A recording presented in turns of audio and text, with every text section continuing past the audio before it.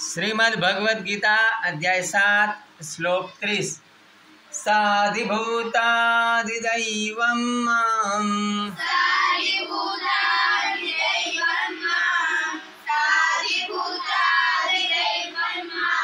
साधियज्ञं च ये विदुः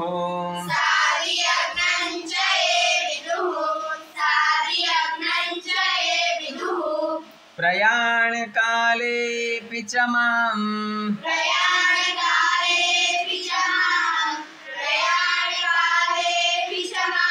ते विदुर्युक्तचेतसः।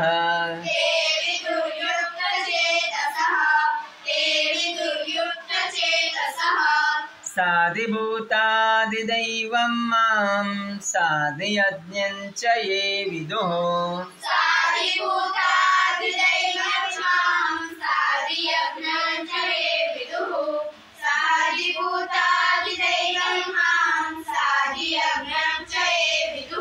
प्रयाणकालेऽपि च मां ते विदुर्युक्तचेतसः।